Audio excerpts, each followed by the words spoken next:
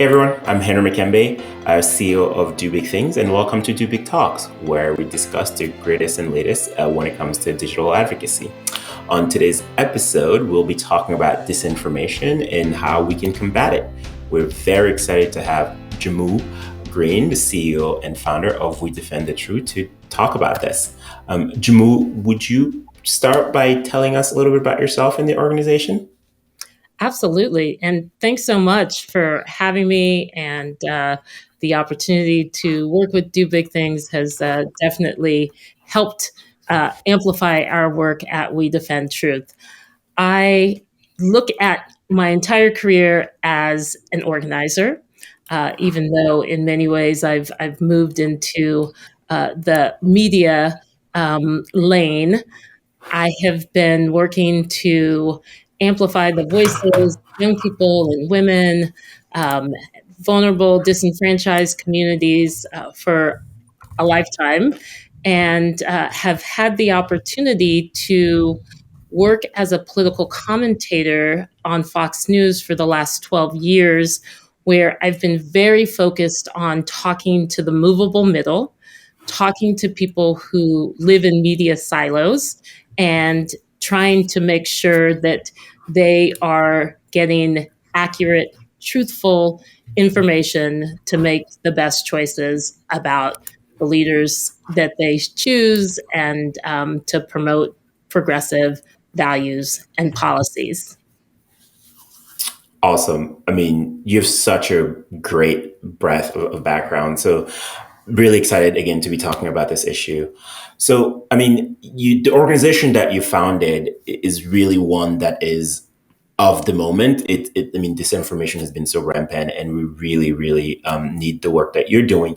Can you share a little bit about the rise of disinformation and what inspired you to start your organization?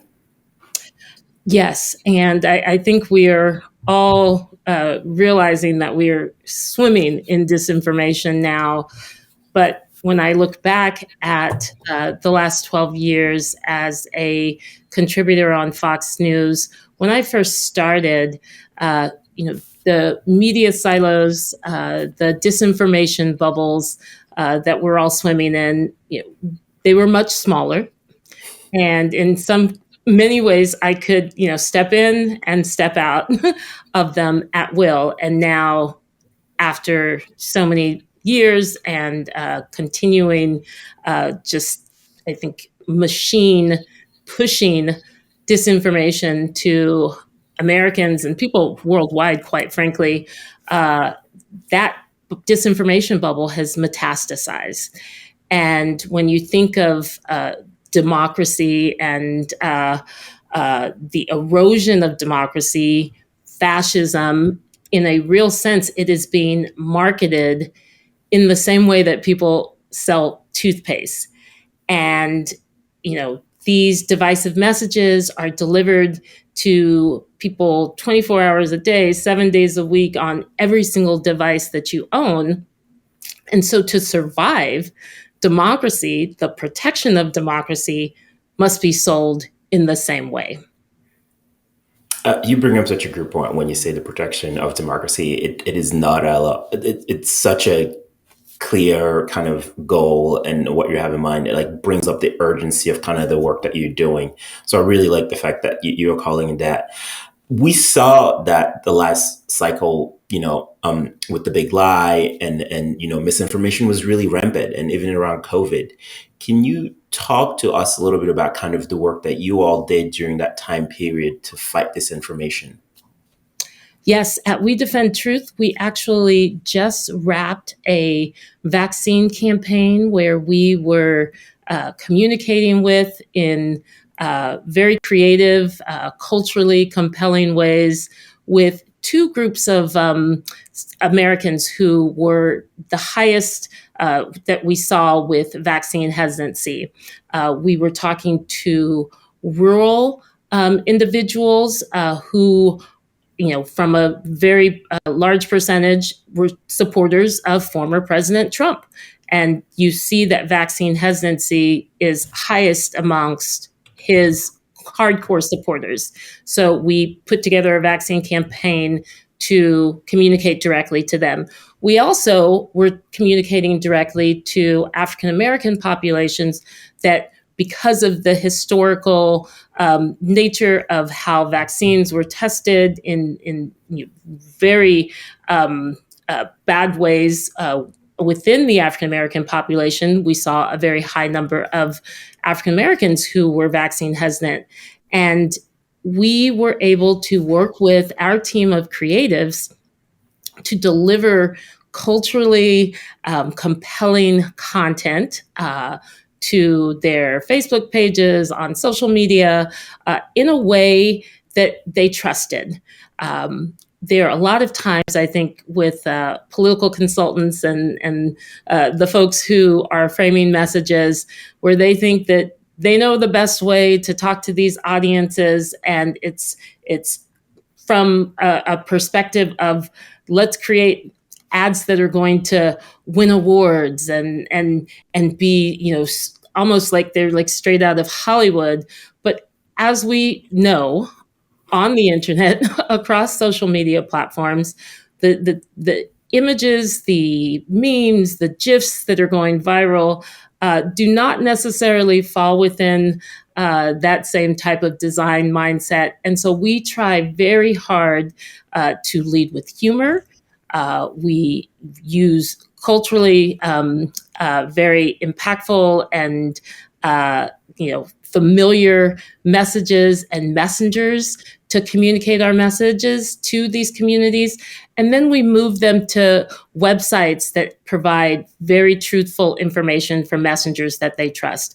Our goal at We Defend Truth is to create hyper targeted content that is values based, that is culturally compelling, and to reward engagement to the communities we're talking to build trusted relationships with them, to then lead to disrupting those harmful, dangerous narratives that led to a very significant percentage of the population not being vaccinated, that has led to a very significant percentage of the population not believing that the 2020 election was fair and valid. And we want to drive an algorithmic feedback system that not just delivers our content to them, but literally can change their algorithm so they can start getting truthful content instead of the disinformation that is being served to them on silver platters. You've made so many good points in that. I think a couple of things that is coming across from my perspective is authenticity, right? The messenger and the message matters, right? And I think that's something that we've found in our work, that it's not necessarily the nice shining message that come through, but it's about the right message coming from the right person at the right time that will then speak to the values that you have there. The other thing that I heard you just talking about is really taking advantage of the AI in the same way that they take advantage of us, like, right, really rethinking it and bringing that fight through them as well, by creating more and more content on a consistent basis, right? That so people can actually test and trial and see what's working and what's not working, as opposed to kind of bidding in one thing there. So those are very two things that I think I'm hearing from you and that we've seen in our work when we've done that. Does that sound right? Absolutely. And you could not be more right that the bad actors, and across the board, if you look at all of the issues that are impacted by disinformation, from climate change to QAnon, to the big lie and election deniers, to vaccine hesitancy and resistance, there's a lot of intersection with who those bad actors are. And what they all have in common are the tools that they're using and how they are getting into the algorithms. And there are some people who, share probably our political leanings, who think that it won't help to talk to these communities who have been swayed by this disinformation. There are many people who I have worked with and consider friends and peers who have given up on these communities. And we have to understand that if we continue to cede this territory, then that's how we get to January 6th and an attempted insurrection in the US Capitol. We cannot cede this territory on any of these issues because the bad actors are aggressive. They are using the tools that are out there, and we need to do the same. Couldn't agree with you more. So speaking of tools, since the life cycle and this cycle is coming up, have you seen any new tools that we should be paying attention to combat disinformation, in addition to just creating content? That's a good question. I mean, first and foremost, I would hope that everyone listening, watching, would take a look at the work that we are doing at We Defend Truth, and find ways to help us amplify our work to support the reality that we need to burst these disinformation bubbles with compelling content that is truthful and trusted. And we are always looking for new partners. We are always looking for new ideas to test, and that's something that we feel really strongly about. That each one of our campaigns are tested, and we only put resources into what works. And so, absolutely, from a digital standpoint, I think the opportunity to use influencers to carry these messages, the opportunity to try some of this work out in the TikTok space is something that I am extremely excited about. And I hope that people who are trying to engage truthfully with these communities will also embrace micro influencers in a way that we've seen the bad actors do so on disinformation. I think there's a lot of opportunity there. And at We Defend Truth, we're excited about testing out campaigns using micro influencers. And, certainly, I think from a big picture standpoint, Henry, one thing that we can agree with, or hopefully agree on, is that we need to try a lot of new tactics. um, the danger that we face by thinking that we can just keep doing the same thing and get different results. Uh, I've always believed in the promise of America, and that we are getting closer to the promise of America with each year of my life. But as I turned 50 this year, that has started to shift. And so, unless we are willing to try new things, to speak to new communities, and to embrace new opportunities, we are not just going to be left alone, left behind, but our democracy is potentially going to die.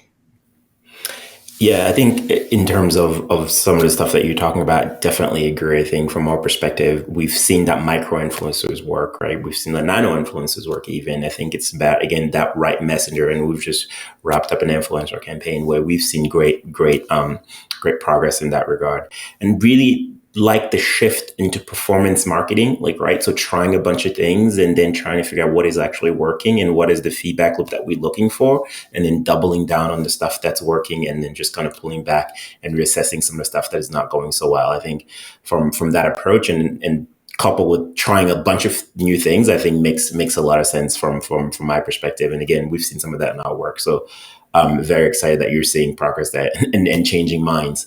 Lastly, to just kind of wrap us up, what do we, this is obviously not going away, so what should we keep in mind, right, about this information, about what's working, what's not working, as we move into this cycle, into the next cycle, right? Because today it's about elections, tomorrow and the vaccine, and tomorrow it's going to be about something else. So what should we keep in mind as the disinformation moves through our society, and how do we continue to fight back?